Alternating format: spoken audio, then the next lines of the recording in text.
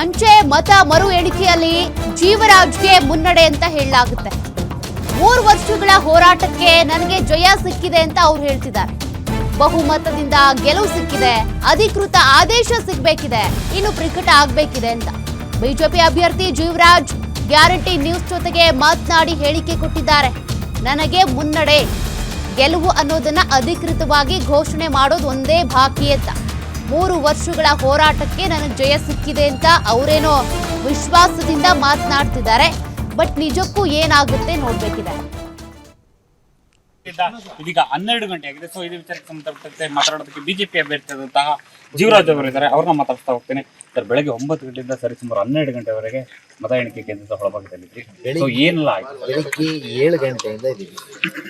ಆಗಿದ್ದಿಷ್ಟೇ, ಬೆಳಿಗ್ಗೆ 7 ಗಂಟೆಯಿಂದನೂ ಕಾಂಗ್ರೆಸ್ನವರು ಈ ಕೌಂಟಿಂಗ್ ಬೇಡ ಸಾಕು ನಿಲ್ಲಿಸಿ, ಕೌಂಟಿಂಗ್ ಬೇಡ ಸಾಕು ನಿಲ್ಲಿಸಿ, ಏನಕ್ಕೆ ಕೌಂಟಿಂಗ್ ನಿಲ್ಲಿಸ್ಬೇಕು ಅಂತ ಗೊತ್ತಿಲ್ಲ. ಕೌಂಟಿಂಗ್ ನಿಲ್ಲಿಸಿ ಅನ್ನೋದೇ ಅವರ ಬೆಳಿಗ್ಗೆ 7:10ರಿಂದ ಶುರುವಾಗಿದ್ದ ಹೋರಾಟ ಇಷ್ಟರ ತನಕ ನಡೆದಿದೆ. ನಾನು ಹೈಕೋರ್ಟ್ ಮತ್ತು ಸುಪ್ರೀಂ ಕೋರ್ಟ್ನಲ್ಲಿ ಸತತವಾಗಿ 3 ವರ್ಷಗಳ ಕಾಲ ಹೋರಾಟ ಮಾಡಿದ್ದಕ್ಕೆ ಇವತ್ತು ಜಯ ಸಿಕ್ಕಿದೆ. ಇವತ್ತು ಏನು ಜಯ ಸಿಕ್ಕಿದೆ ಇದರದ್ದು ಇನ್ನೂ ಸರ್ಟಿಫಿಕೇಟು ಸಿಕ್ಕಿಲ್ಲ. ಎಲೆಕ್ಷನ್ ಕಮಿಷನರಿಗೆ ಕಳಿಸ್ತೀನಿ ಅಂತ ಹೇಳಿದ್ದಾರೆ. ಮತ್ತು ಇದು ಕೋರ್ಟಲ್ಲಿರೋ ವಿಷಯ ಆಗಿರೋದ್ರಿಂದ ಹೆಚ್ಚು ಮಾತಾಡೋದು.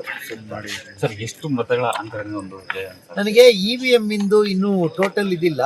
ಬಟ್ ಆದರೂ ನನಗೂ ಅವರಿಗೂ ಇದು ಹಾಕಿದಾಗ ನನಗೆ ಬಹುಮತ ಇದೆ. ಸೊ ಮಧ್ಯಾಹ್ನದ ವೇಳೆಗೆ ವಿಜಯೋತ್ಸವನ ಆಚರಿಸತಕ್ಕಂಥ ಮಾಹಿತಿ ಇಷ್ಟ ಬಂದಿದೆ. ಸೊ ಇದ್ರ ಬಗ್ಗೆ ನಾನು ಒಳಗಡೆ ಇದ್ದಿದ್ದರಿಂದ ಇಲ್ಲಿ ವಿಜಯೋತ್ಸವ ಯಾರು ಮಾಡಿದ್ರು ಅನ್ನುವಂಥ ಹೆಚ್ಚು ಮಾಹಿತಿ ಇಲ್ಲದೆ ಇರೋದ್ರಿಂದ ಇಲ್ಲದ ಮಾಹಿತಿನ ಹೇಳೋದು ಅಷ್ಟು ಸರಿ. ನನಗೆ ಮಧ್ಯಾಹ್ನ ವಿಜಯೋತ್ಸವ ಮಾಡೋಕ್ಕೆ ಇನ್ನೂ ಬ್ಯಾಲೆಟೇ ಓಪನ್ ಆಗಿರಲಿಲ್ಲ. ಬ್ಯಾಲೆಟ್ ಓಪನ್ ಆಗಿದ್ದೆ 3:30 ಗಂಟೆ ಮೇಲೆ. 3:30 ಗಂಟೆ ಮೇಲೆ ಓಪನ್ ಆಗೋಷ್ಟೊತ್ತಿಗೆ ಮುಂಚೆನೇ ವಿಜಯೋತ್ಸವ ಮಾಡಿದರೆ ಅದಕ್ಕೆ ನಾನು ಏನಣ್ಣ ಹೇಳೋದು? ಸರಿ, ಸುಮಾರು 3 ವರ್ಷಗಳು, ಅದರ ಜೊತೆಯಾಗಿ ಬೆಳಗ್ಗೆಯಿಂದ ಮಧ್ಯರಾತ್ರಿ 12 ಗಂಟೆವರೆಗೆ ಸುಸ್ತಾಗಿದೆ. ನನ್ನ ಮುಖ ನೋಡಿದ್ರೆ ಕಾಣ್ತಿದೆಯಲ್ಲ. ಆದರೂ ಒಂದೇ ಒಂದು ಅಂದರೆ ಅಧಿಕಾರಿಗಳು ನಾನು ಧನ್ಯವಾದ ಹೇಳ್ತೀನಿ. ಬೆಳಿಗ್ಗೆ ತಿಂಡಿ ಮಧ್ಯಾಹ್ನ ಅಂತ ಈಗಲೂ ಒಂದು ಮತ ಕೊಟ್ಟು ಕಳಿಸ್ತೀನಿ. ಹಾಗಾಗಿ ಅವರಿಗೆ ಧನ್ಯವಾದ. ಇಷ್ಟು ಬಿಜೆಪಿ ಅಭ್ಯರ್ಥಿ ಜೀವರಾಜ್ ಅವರ ಮಾತು. Bharat, Guarantee News, Chikkamagaluru.